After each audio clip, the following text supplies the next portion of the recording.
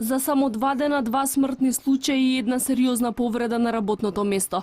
25 годишен градежник загинал кога лесонитна табла му паднала врз глава, а 56 годишен дрвосечач починал на лице место откако врз него паднало дрво. Повредени 32 годишник во кој удрил кран, опериран од колега во фабриката 11 октомври во Куманово. Лани 20 работници ги загубиле животите, а стотици се повредуваат секојдневно додека извршуваат работни задачи. Од Сдруженијето за заштита при работа вела дека за црната статистика одговорни се и работодавачите, но и самите работници. Тие сметаат дека е само трошок и дека тоа ги успорува, тоа им е на некој начин наметнат притисок од страна на државата или уште една во наводници глупост, за да се, не знам, промовираат правата на вработените, а ние сепак треба да тераме некој бизнес, тогаш зборуваме за реално за раководители, за бизнесмени кои не припаѓаат на 21 век. Работодавачите се загрижени поради се поголемиот број на несреќи со смртни последици на работните места.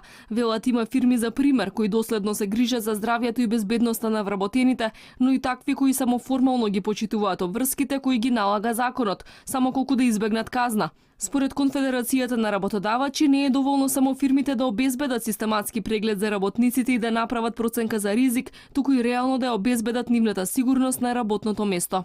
Не може да знаеме, нели, кога станува збор за кранист и кога кранот го погадил или го повредил вработениот и тој смртно настрадал, не може да знаеме дали тој стоел на правата позиција. Не може да знаеме дали бил во одредениот круг, дури видео круг на делување на кранот и дали треба да биде под него, до него, зад него и така натаму. И воопшто не може да знаеме дали организацијата или компанијата лиценцирана која е правила проценката на ризик на тоа мобилно или реално работно место, дали е адекватно постапила. Ретко кој работник си ги знае законските права. 85% од нив не знаат како треба да бидат заштитени на работното место, ниту па каде може да се обратат при повреда на работа. Најголемиот број од смртните случаи и повреди на работа се случуваат во земјоделството, најчесто при управување со трактори. Во најризичните сектори се вбројуваат и транспортот, градежништвото и црната металургија.